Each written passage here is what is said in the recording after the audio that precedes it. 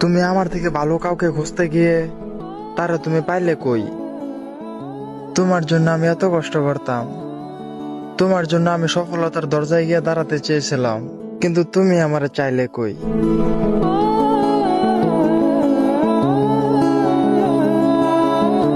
কষ্টে ভরা জীবন আমার, জানি না কোথায় গেলে পাবো শান্তি। তিলে তিলে শেষ হয়ে গেলাম আমি, তোমাকে ভালোবেসে ও হে আমার মায়াবতী।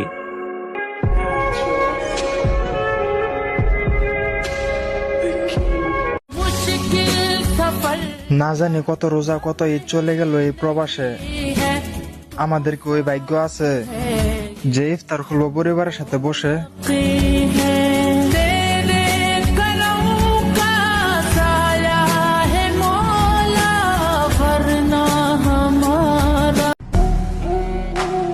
তুমি চিন্তা করো না মা, তোমার এই ছেলে কোনো কাজ দেখে করে না বয়।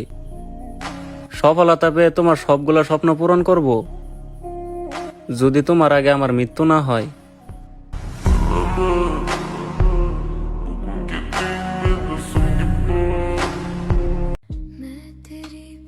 কিভাবে ছেড়ে দেব তোমাকে? আমি তো নামাজ শেষে নিজের অজান্তেই তোমাকে নিয়ে মোনাজাত ধরি।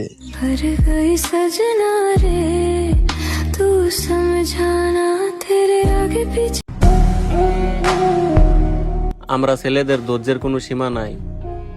পরিবারকে সুখে রাখতে গিয়ে নিজের ঘরই ছেড়ে যাই।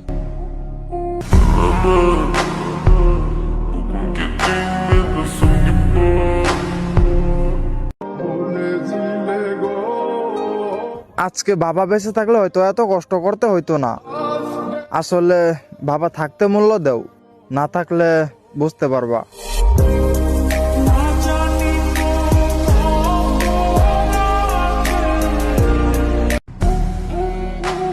আল্লাহ আমার সফলতাটা একটু তাড়াতাড়ি দিও। গরিব ঘরের ছেলে আমি, এখনো পরিবারের জন্য কিছু করতে পারিনি।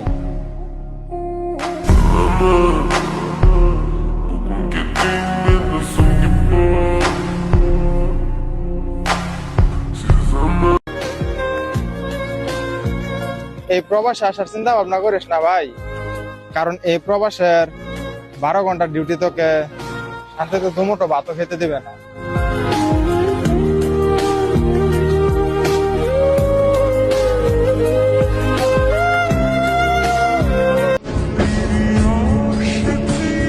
স্বপ্ন পূরণের ট্রেনে উঠছিলাম আমি, আমারে তারা নামায় দিল। সেই ট্রেনের যাত্রীগুলা নাকি অনেক দামি।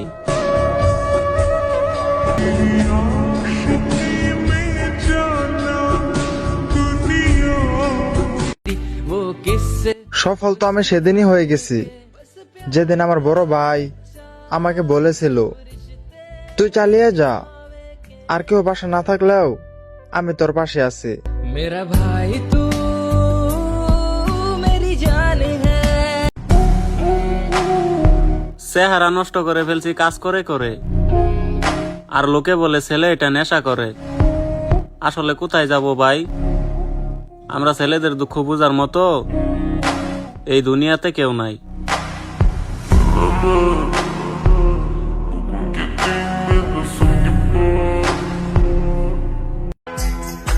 তোমার সাথে দেখা হোক আমার কোনো এক অজানা গলির মোড়ে, সেদিন আমি থাকবো প্রতিষ্ঠিত, আর তুমি আফসোস করবে তোমার আগের সব ভুলগুলো মনে করে। হ্যাঁ,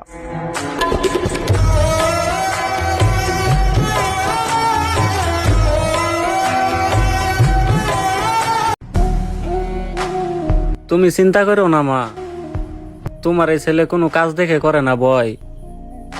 সফলতা পেয়ে তোমার সবগুলো স্বপ্ন পূরণ করব, যদি তোমার আগে আমার মৃত্যু না হয়।